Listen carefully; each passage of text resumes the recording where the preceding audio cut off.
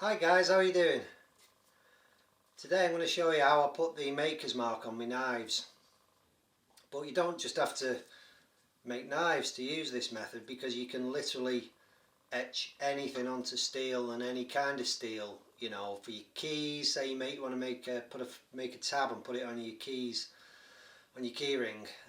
You could customize a Zippo lighter. You could make a name tag and phone number for your dog, for your cat. You can use it on your tools to etch your name and phone number on your tools, whatever you want. You know, the sky's the limit.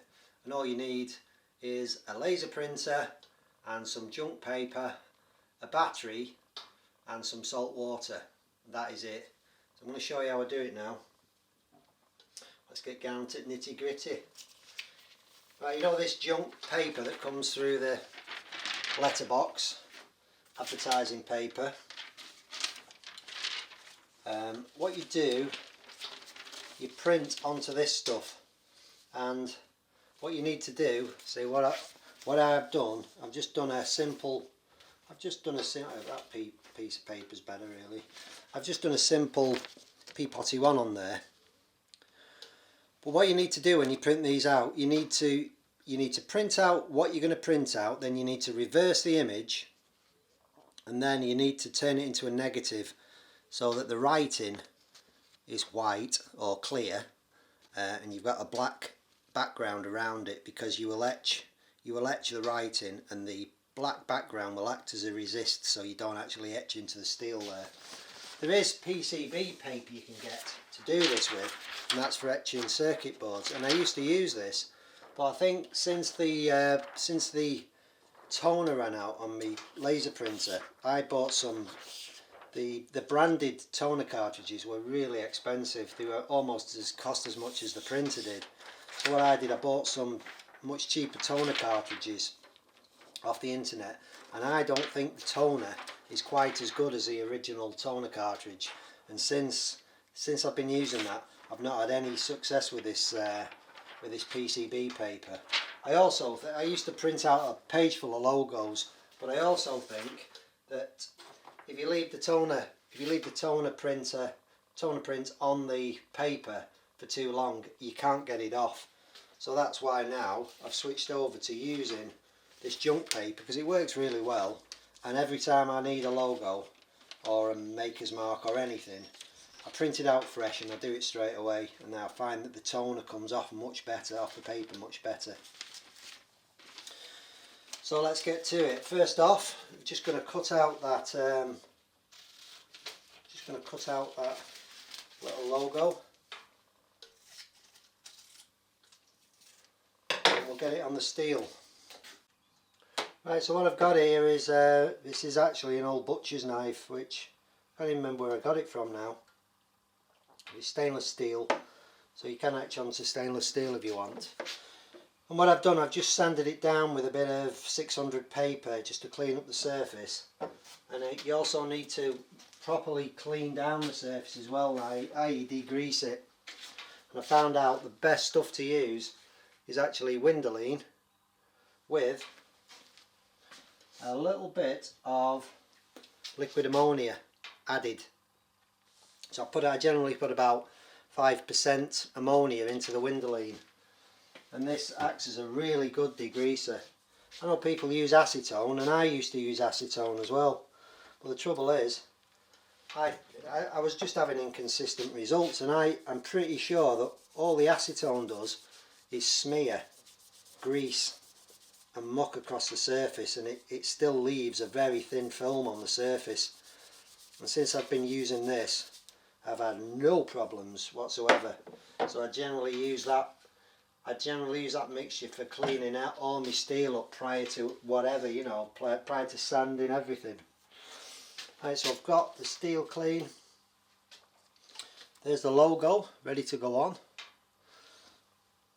or the maker's mark, or in this case just Peapotty 1. I'm going to put it on there.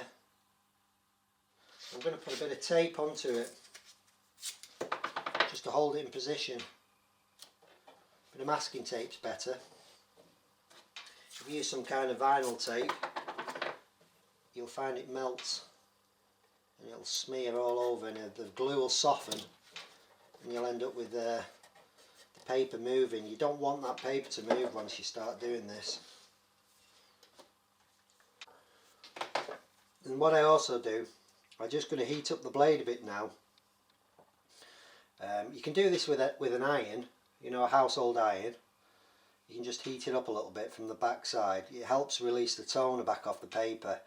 In this case, I'm just going to stick it on the rocket stove for a couple of minutes. While that's just warming up, I'm just going to do something quite exciting for me subscribers, because I'm coming up to 10,000 subscribers now. Thank you to everybody who subscribes to my channel. The reason I do this is just to reach out to people who have similar interests to me, and just sharing knowledge. I think it's great.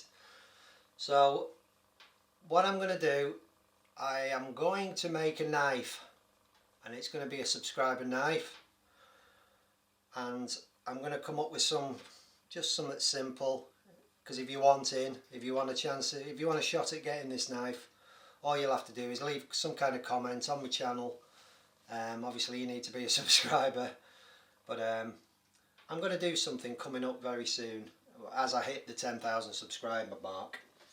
So I think that knife will be hot enough now, so let's get this little maker's mark put onto it, or Peapotty 1. Right, I had two different weights of paper there, a thinner one and a thicker one, and you probably need to experiment a bit on this to see which one's the best. So I've had a bit of success with this thin one, so that's the one I've cut out and stuck on. And you need to heat up this back side of the paper now, and I used to use the iron from the house, but I thought I'd have a go with this little thing one day, and it's a little butane sort of soldering iron, and it came with this weird little curly attachment on the end. Don't know what it's quite for, but I thought I'd give it a go on here, and it turns out it works surprisingly well when it works. So I'm just going to rub this over the back of the paper, and what it actually does, it reheats the toner that's on the paper, and the toner will then kind of stick onto the steel. You see, you can do it with a household iron, but this heat is more concentrated with this thing. But if you haven't got one of these, get the iron out and get it whacked onto the highest setting. And you can just use the front corner of the iron, you don't need to stick the whole iron over it.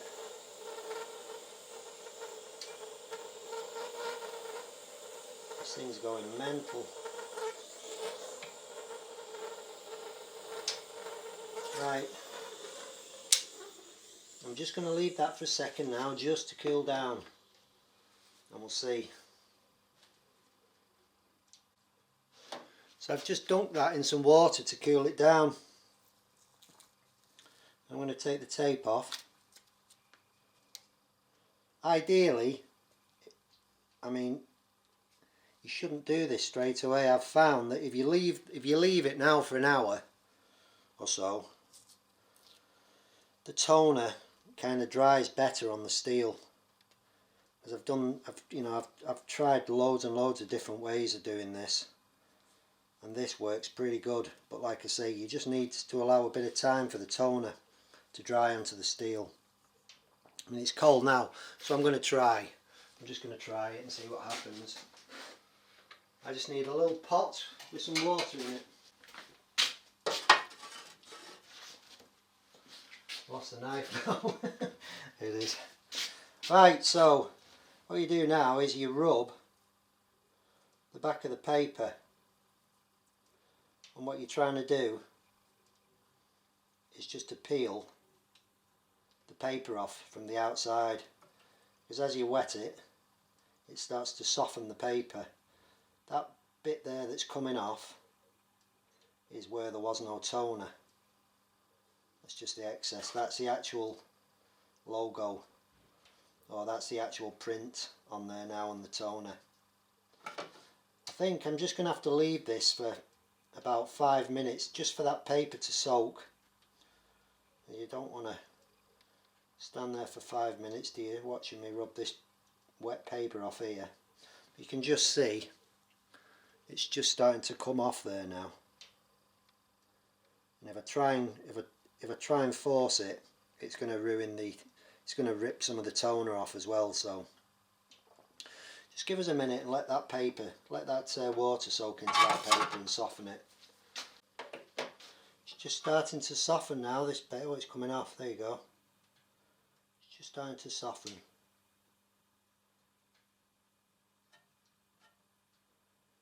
Like I say, I really don't think this toner, whatever it's called, is not really that clever.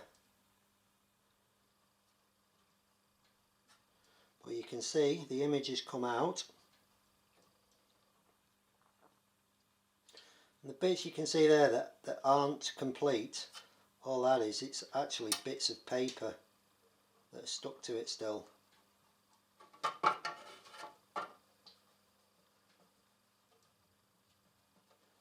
Like I say, it's better, much better, if this is left for a few hours, an hour, a few hours, just to set, because the more you rub it, the more you start rubbing the toner off the steel. Now if you find that there are little specks and little tiny holes in the toner, what I do, I get some nail varnish and a very small brush, and I just cover over the little holes and anything that I don't want etched onto the steel. I just dab little bits of nail varnish onto it, and it won't etch through that then. But for the purposes of this demonstration, I think that is good enough for now. Don't think that's focused. It probably is there. Right, okay. Let's move on to step 2. You're going to need some salt. Salt, ordinary table salt. Or if you really fancy it, some very fancy sea salt. It makes any difference. And a little bit of water. You just want to make up a really salty brine solution out of that. That will do. Next, we need a battery. So I've got a battery, and this is the old battery off my motorbike. It's shot, so what I do, I just run a battery charger through the battery, and it gives me enough current to etch through the steel. You also need a cotton bud, and what you want to do is wrap round the negative. You want a couple of pieces of wire, just thin wire. You want to wrap the negative wire from the battery just around the cotton bud, just making sure it's actually in contact with the cotton bud. And don't get any wire on the front, just around the bud itself. And then the positive from the battery, what you want to do is, you want the positive from the battery stuck onto your steel. So put that on with a bit of masking tape.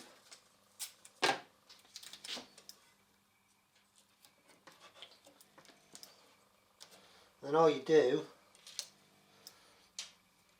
is wet the cotton bud. And what I actually do is just have plenty of water on the bud. I should also note, really, I'm not doing this properly because it's only a bit of a tutorial, but what I also do is I mask off the area around whatever I'm etching, so that, because if you get salt water on there, you'll actually etch into the steel. So kind of mask it off like that.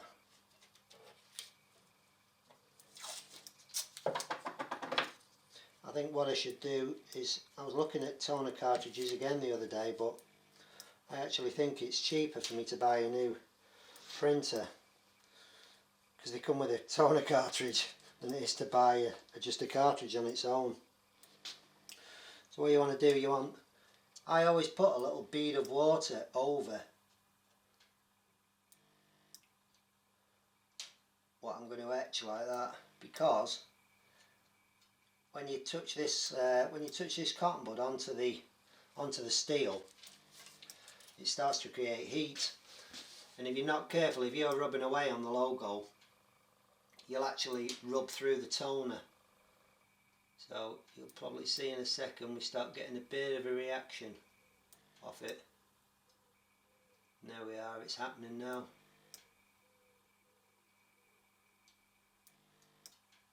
Say if I had a better battery, this would be a lot quicker.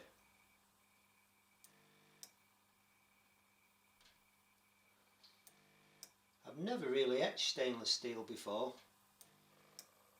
so this is a new one for me as well. The longer you leave the cotton bud or the electrode or whatever you want to call it on the steel, the longer you leave it there, the deeper it will etch into the steel, and you really don't want to have it on too long, because as I say, what it does, it starts to create heat, and you'll end up ripping all the toner off. So I'm virtually not touching the steel there. I'm just moving the cotton bud around on the little lake of salt water.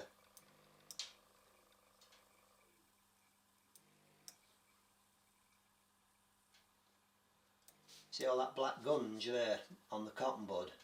That's actually the steel that's coming off the knife. It's the reaction. I'm going to give, normally when I'm doing this on carbon steel, you see, the steel goes black. But being stainless, it's not going to do that, is it? Because it stays shiny. So I think that'll be done. I'll take it off and have a look.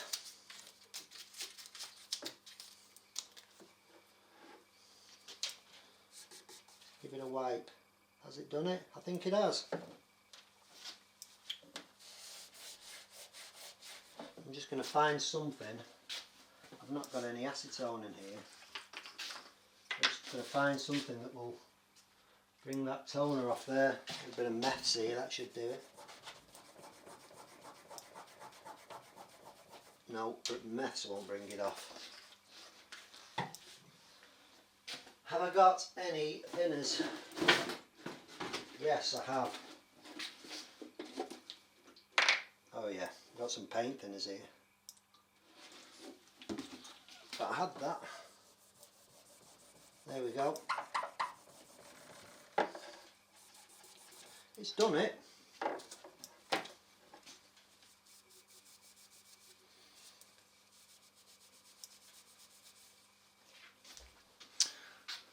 Can you see that? Yes, yes. There you go. Now can you see that little line there?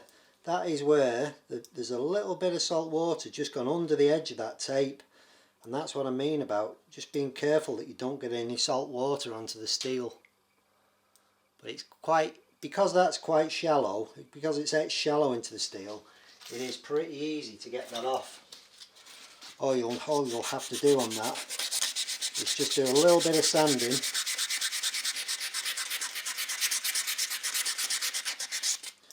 And you'll bring that stuff off. Ooh, you bring that stuff off. I'm always going out of the camera range, aren't I? But yeah, that's it. That's how I do it. Where that being an actual maker's mark or something I was actually, doing for real, I'd take a lot more care of doing it, and I'd probably be filling in. See all them little blemishes on the steel there? That's where there was no resistance on the toner, or where the toner wasn't actually present. But you can, it's not a completely, like I say, it's not a complete disaster, because that's etched fairly deep into the steel. You can actually feel it with your finger.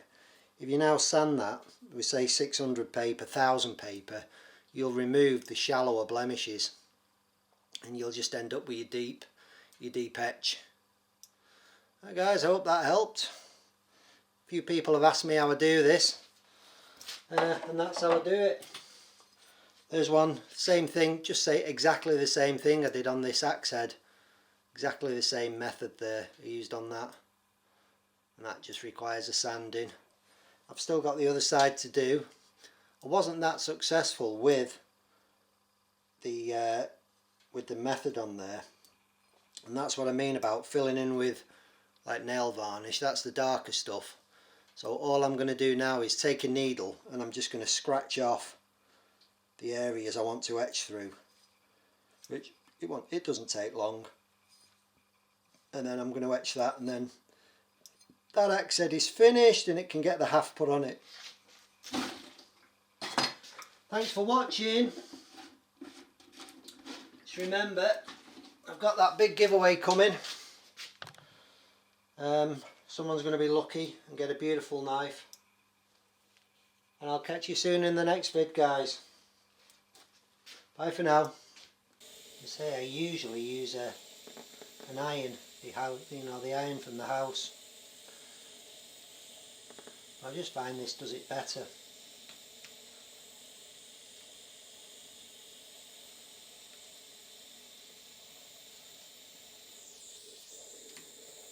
Ah.